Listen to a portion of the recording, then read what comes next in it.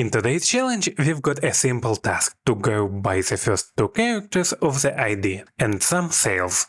But I'll solve it 3 different ways, and I want you to notice how the thinking changes each time. So look at the table. We have sales per row, we have IDs with dashes, and the requirement is simple. Group by the first 2 characters of the ID and some sales. Let's start with the most obvious approach. I'm looking at the ID and I see a dash, so instinctively I split. I select the ID column, split column, by delimiter, dash. Now Power Query gives me 2 columns. I don't care about the second one. What I really wanted was the first part anyway.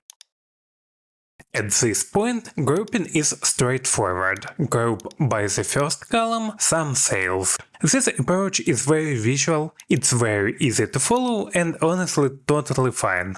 And done. Result is correct. But notice something very important. This solution depends on the dash existing. If tomorrow the ID becomes AA01 instead of AA-01, this breaks. So let's rewind and think differently. Instead of reacting to the dash, I'll think about intent. I don't actually want to split. I want the first 2 characters. That's it. So I add a custom column. And in the formula, I use Text.Start. The first argument is our sales column, and the second argument is the number of characters we need, 2. I'm telling Power Query, take the ID, give me the first 2 characters. Now I have a clean helper column, no assumptions about delimiters. From here, grouping is again boring, in a good way. Group by the new column, some sales, result is the same, but the logic is clearer. If someone opens the query later, they instantly see why this works. And that's a big deal in real models. Now for the third approach. Same logic, but tighter.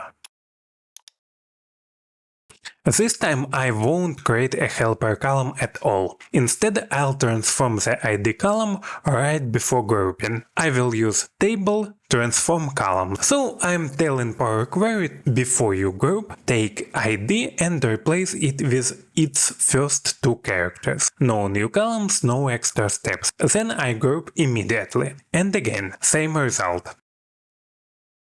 This is the shortest version, also the easiest one to misuse. Because if you are not careful, you won't even realize the ID column was modified. It's great when you are experienced, but confusing when you are learning, and painful when debugging at 2 AM. So here is the real takeaway. All 3 solutions are correct. Power Query doesn't care. The first one is user interface driven and fragile. The second one is explicit and readable. And the third one is compact and advanced. If you are building this for yourself, pick whatever. If you are building it for a team, think twice. Quick question to you. Which one would you keep in production file and why? And don't forget, the more likes the video gets, the more challenges I'll cover in future tutorials. See ya!